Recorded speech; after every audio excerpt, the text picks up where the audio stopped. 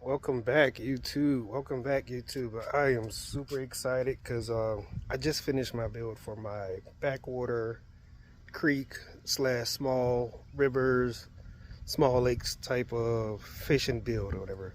And it's a very common boat. If you should be familiar with it, the Bass Pro Shops pond prowlers. And the one I have is a 10-footer, and it is perfect. All electric, everything you need, all set up, everything. Without further ado, but here you go, here it is. This is it, y'all. This is the new Arsenal. I went ahead and jumped on Marketplace and found a super cheap trailer for it. Nothing too crazy. I mean, if you want to put it on a trailer, you could. If you want to put it on the back of a truck, you could as well too.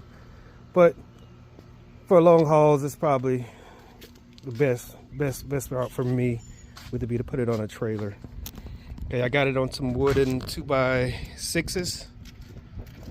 I got two. I don't know if y'all can see that. So it rides on the trailer. We're about scuffing up the bottom too much. Got a little day cooler bag, you want to call it, you know, drinks and soda. This right here, I pretty much outfitted it for a live well if I choose to keep for the day. And I have pretty much a battery aerator right there.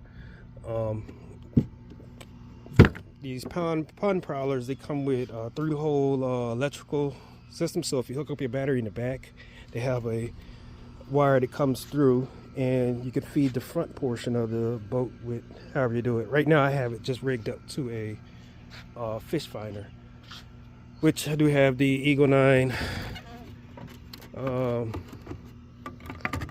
what do they call it, mini live scope fish finder on here, which works perfectly. Under here I built a tray, a tackle tray box. One thing left I have to do is actually outfit it with straps to keep that stuff in there stowed. Or you don't have to do that. I mean, it's all electric, so it's not gonna be shifting around too much. And if I'm really worried about that, I'll just pull them out during transportation or whatnot. But did some EVA foam. Took a little while to cut out these things, but anybody could do it. Reinforced the bottom with a 1/2-inch plywood board, and then on top of that, went ahead and put EVA foam. Same thing with the deck in here. It's 1-inch plywood. I got 2 1/2-inch sheets of plywood, cut them and fit them where it fits perfectly on this groove, and you're able to move it slide, you know, back and forth. If you were equipping this with like an outboard motor, you probably will want to screw this down and keep it in place so it doesn't shift when, you know, the front of the boat comes up when moving back and forth, whatever. But it's a trolling motor, it's not going to shift that much. Got rod holders here in the back, you know, for, you know, catch or trolling. You throw them in there pretty quick. This right here, I mean, I went to Bass Pro Shops and I seen they had the you know, the live scope transducer mount poles. I mean, they were like $300. Folks, if you get on Amazon, they have these Rock Bros. I think they're like bike hangers, but I pretty much mounted it to the side of the boat, and I put a pole. If you don't see that, that is a mop pole there, and I pretty much screwed it in at the bottom with my transducer and a zip tie here, and it is not moving. And I can take this pole here and turn it left and right to adjust my transducer. Not a problem at all. 30 bucks, y'all. 300 bucks or 30 bucks. And check this out here. If I loosen this guy here, I can move this joker around here and stow it right inside if I want to. Or if I want, I can just take it loose and set it inside just like that and go back to stow position. Perfect for live scopers, or if you just want to run a traditional transducer pole, you know, that's actually a good option too as well. And you can always mount that in the back or the front, or so on. Got the battery box with a, yeah, y'all are not gonna believe this, a 12-volt lithium 100 amp hour battery that came from Temu. Yes, you heard it right, Temu. Not trying to downplay any of the other lithium batteries they have on the market that go for the ranges up to 800 to $1,000 folks. $120, 120.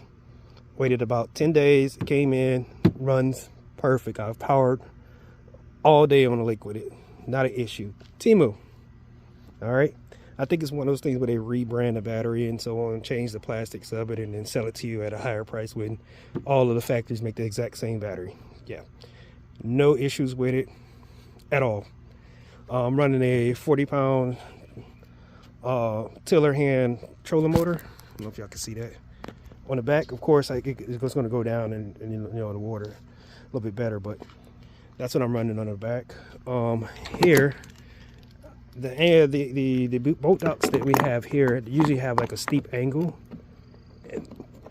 It's very manageable to pull it back up on trailer, but if I have my wife or somebody else take this boat out and can't muscle it back onto the trailer, you have the options to crank it up here on the trailer with the crank. So, and I basically just have a rope looped from one end to the other end, and I'm gonna clip this buckle here to the rope and crank it up, and then once I get it up onto the trailer, I can pretty much manage it. These two anchor points are probably one of the strongest points on the boat.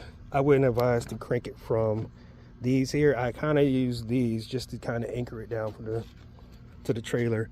And as you see here, I have one of those automatic retractable what do you want to call them, anchors. And yeah, you get a 4-pack on Amazon. I believe it was like $50. I mean, you don't need nothing heavy duty to anchor this boat down. I mean, it's not going anywhere. Like I said, this is going to the local fishing hole and such. But I mean, yeah, I mean, this thing is killer. Oh, I have the Millennium Marine chair on here. Super comfortable. Can sit out in the sun all day, won't get hot. I mean, the boat is hot, but this seat does not get hot. I mean, they're kind of expensive. They're about anywhere from 100 to $150, but they are worth it 100%.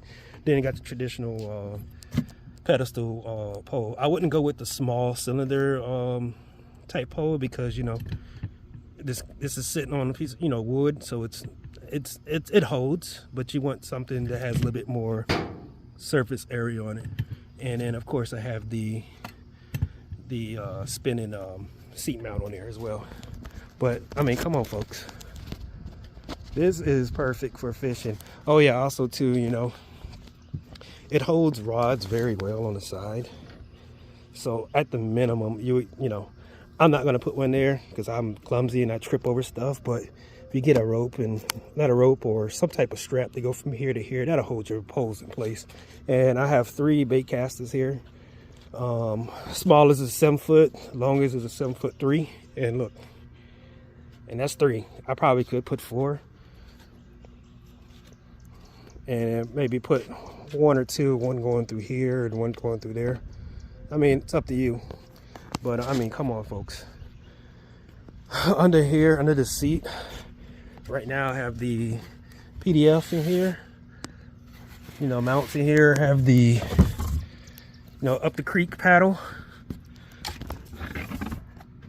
Smallest, I do plan on putting like a little day tray in here for, you know, like crankbaits or, you know, lures that you don't feel like sticking them back in here. You can just drop it in there, and at the end of the day of fishing, you can you know, put everything back. But I do plan on adding that. I mean, folks, the boat runs roughly around the Bass Pro Shops, depending on your area, maybe $8 to $9 to $1,000. Trolling motor, you can get on Marketplace and find that for cheap. The live scope, I mean, they've been running deals on them, but without a deal, they're running roughly around $1,000. So I know there's people out there who are kind of against the live scopers, but if you're a person who doesn't have all day or can go fish, you know, every weekend, I mean, live scoping to find a fish quickly and get on them and get the fish and get back to the house. That's the route I would say you want to go, especially fishing new water, or you have limited time. That's the route to go to. I know they're expensive, but they're worth it. You'll catch $1,000 worth of fish, hands down. But yeah, if you see here, kind of got that mounted there. I mean, it's simple. You don't need. It's not a. Like I said, it's not a big water or a big river type of boat, but your back creeks. Here we have the Satilla River, which runs for miles, but it's not really the size where you want to run a $30,000-$40,000 bass boat through. It'll be some more of a John boat type deal if you're limited on storage, and you want to set it outside, or you only have the corner part of your garage. This is ideal for it. It's like I said, you don't have to have it on the trailer. This thing will fit snugly in the corner of your garage. If you don't want to go that route, I got a cover. I'm gonna have this sit outside. I got a cover off Amazon. You type in Pond Prowler outdoor cover, it'll pop up. I can't remember what the price was, but if that's the route that you want to go, you can leave this thing sitting right outside. And this cover goes over the edges of the trailer all the way over to the other side, and it's perfect. If I've had rain on it, and no rain in the boat, none of that stuff. But I mean, come on, folks. I can do a on the water video if that's what you guys and gals like. I can definitely do that. I'm not even gonna lie, I'm not like a full-time YouTuber, and once I get out in the water, I just want to fish. Filming kind of adds a little difficulty to fishing. You're trying to film everything and so on. So I commend those guys who actually go out there and film and fish and all this stuff. I'm not that type of guy.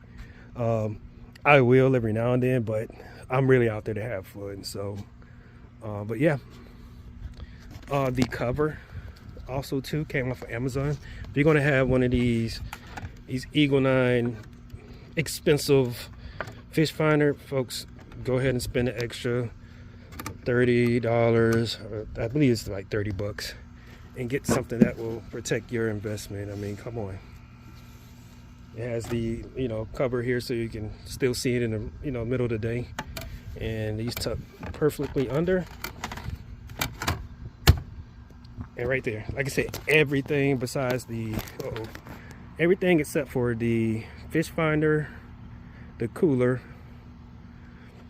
fish finder, cooler, and battery came off Amazon. Okay. Academy, the cooler here, this is some Magellan cooler. I believe I can't remember how many. It's 35 gallon tank here. I mean, come on. If you decide to keep your fish, or you run a little local tournament, you have the option to run an aerator in here, and this is just a regular fish saver aerator here. It works. You pour some of that live well blue juice, I like to call it. I think it's called G juice. You pour that in there with that cooler, those fish will stay perfectly fine. Or you want to turn it into an ice chest, you can. And it doesn't make this boat that much heavier, I promise you it don't. With the weight of the cooler in the front and everything, it sits perfectly. I mean, we're talking about this center line sits a little higher than that. I mean, so I would keep the boat seat at about this. If you like somebody who wants a lot of stability, that's about the height that you want to go. And this is just a normal, you can find it, a little seat pedestal right here at Walmart here. I believe it's either a 10-inch or 12-inch seat pedestal. Any higher than that, then you kind of playing with your stability. But if you keep it somewhat low, which I believe it's about 2 inches from the actual standard chairs that come with it, you are good to go. All right. But I mean, folks, come on. If you want to get out in the water for cheap, you don't need to finance anything. This is it. It's a Pond Prowler 10. I think they come in size 8 too as well. Like I said, Temu battery, 120 bucks. You could get these battery boxes wherever. I mean, come on. For less than $2,500, and this is completely brand new, to include the trailer, which I found on Marketplace for, I believe, 200 bucks. yeah, you could be on the water. But this is perfect here. For any questions, or if y'all want me to do a on the water type review thing, there's tons of videos on how people customize these things. Yeah, just drop in the comment section and then we'll get it done. Peace.